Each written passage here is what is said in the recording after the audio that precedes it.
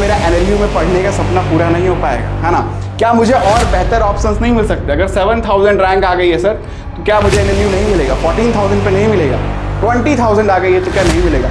देखो फाइनली यार आप सभी एनएलयू के काउंसलिंग में पार्टिसिपेट कर चुके होंगे और फाइनली आपका कल जो है राउंड 1 का रिजल्ट जो है वो पब्लिश होने जा रहा है। अब बहुत सारे बच्चे और पेरेंट्स सोच रहे हैं कि सर एक्सपेक्टेड कट ऑफ क्या रहने वाला है ना? क्या मेरे बच्चे को या अगर स्टूडेंट है तो खुद को वो सोच रहा है क्या मुझे सीट मिल पाएगी, है ना?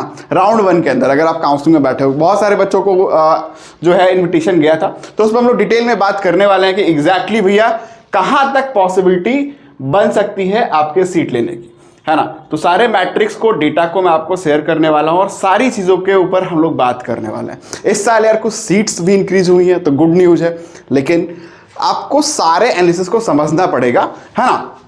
उसी से आप अंदाजा लगा सकते हो कि चीज़ें किस तरीके से काम करती है। तो ये सारी एनालिसिस है यार, हमने बैंगलोर से लेके, है ना, गांधीनगर तक सारे एनालिसिस को यहाँ पे लिखा हुआ है और यहाँ पे मैंने बताया हुआ है कि भाई 2025 में कितनी सीट्स थी और 2026 में कितनी सीट्स थी और कितनी सीटों में इंक्रीमेंट हुआ है। आप देख रहे हो कि जो ऊपर के एनालिसिस हैं यहाँ पे कोई भी चेंज नहीं आया है। जो टॉप एनालिसिस हैं यहाँ पे आप इस तरीके से देखिए तो ऊपर के जो एनालिसिस हैं यहाँ पे ज़्यादा चेंजेस नहीं आए हैं। कुछ एनालिसिस आप देखोगे जैसे आसाम है, औरंगाबाद है, भोपाल है, रांची है, तो यहाँ पे मेजर एक्सपेंशंस देखने को मिले हैं। तो कुछ सीटें यहाँ पे आप देखो कहीं कहीं 60 इनटेक डबल हो चुका है। भाई औरंगाबाद में 60 सीटें थी 120 हो चुकी है। आप देखोगे आसाम के अंदर 60 सीटें थी 120 हो चुकी है, ठीक है? तो यहाँ पे बिग एक्सपेंशन आप देखोगे कि रांची के अंदर 120 थी, अब 201 सीटें हो चुकी हैं। तो और जोधपुर जो अपना है 104 सीटें थी और अब जो है 196 हो चुका है। तो टोटल 92 सीट्स यहाँ पे बढ़ती हुई हमें दिख रही है।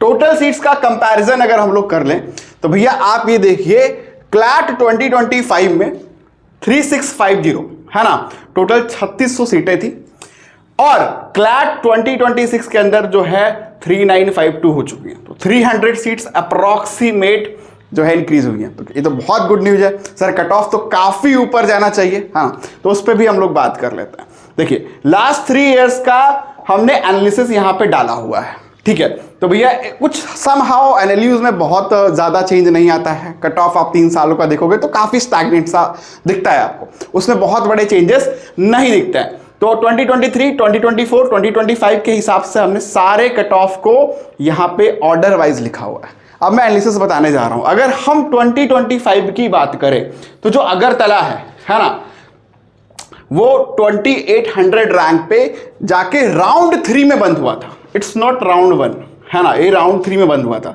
अगर मैं इसके राउंड 1 की कट ऑफ के ऊपर बात करूं तो राउंड 1 का जो इसका कट ऑफ था अगरतला का, वो अप्रॉक्सीमेटली 2000 रैंक थी। यहां मैं सारी बात जो है वो जनरल कैटेगरी के ऊपर बात कर रहा हूं, अदर कैटेगरी वाले भी रिलेट कर सकते हैं, है ना।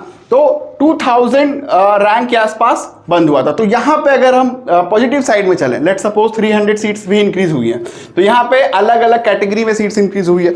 जनरल कैटेगरी के ऊपर अगर हम बात कर लें तो हद से हद क्या होगा कि 2000 से ये बढ़ के जो डेटा है वो बहुत अगर अच्छा रहता है तो 2300 के आसपास चला जाएगा, है ना, जो सबसे ज़्यादा इंक्रीमेंट हो सकता है। तो नियर अबाउट जो डेटा है वो अपना 2300 से लेकर 2400 के बीच में ही रहने वाला है। अगर आप इस रैंक के अंदर हो, इवन आप जनरल कैटेगरी के हो और 2500 रैंक के अंदर हो, तभी आप एक्सपेक्ट करना कि आपको राउंड 1 में कोई अलॉटमेंट मिलने जा रही है। तो सर क्या करें?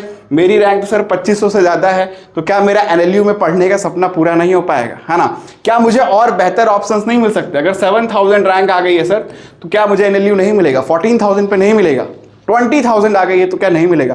देखो एक वीडियो हमने बनाई थी जहां पे मैंने बताया था कि अगर आप काउंसलिंग को बहुत अच्छे से कर ले जाते हो और एक्सपर्ट्स की गाइडेंस में रहते हो, क्योंकि एनएलयूज के कंसोर्टियम की काउंसलिंग के बाद भी बहुत सारी काउंसलिंग पैरेलल में चल रही होती है और बहुत सारे स्पॉट राउंड्स चल रहे होते हैं। तो अगर इनकी सटीक जानकारी आपको है तो there is a very high chance कि भाई 14000 रैंक भी आपकी है जनरल कैटेगरी पे, तो भी आप एनएलयूज में एंट्री ले पाओगे। कैसे एंट्री ले पाओगे, क्या प्रोविजन रहता है, कैसे कैसे आपको चलना है, इसके लिए डिटेल में हमारे एक्सपर्ट काउंसलर आपको बता रहे होंगे। डिस्क्रिप्शन में मैंने नंबर दिया हुआ है, यहाँ पे फ्लैश हो रहा होगा, एक बार जरूर अपना एनालिसिस कर दो। उसके अलावा एनएलयू के अलावा भी क्या ऑप्शंस हो सकते हैं, ठीक है? फॉर एग्जांपल अगर कोई बच्चा दिल्ली को टारगेट कर रहा है तो गुरु गोविंद सिंह इंदिरा प्रस्थ यूनिवर्सिटी हो गया, है ना, और अदर कॉलेजेस हो गए, ड्यू के अंदर जो F40 है उसके ऊपर हो गया, उस पर मैंने डिटेल बात की है, उसके लिए भी एक कंप्लीट सेपरेट वीडियो है, आप उसको देख सकते हो, उस पर भी आपको अच्छा आइडिया लग रहा होगा। कोई भी दिक्कत है, परेशानी है तो डेफिनेटली आप कमेंट सेक्शन में कमेंट करिए, है ना, और टीम से एक बार जरूर बात करिए। Thank you so much.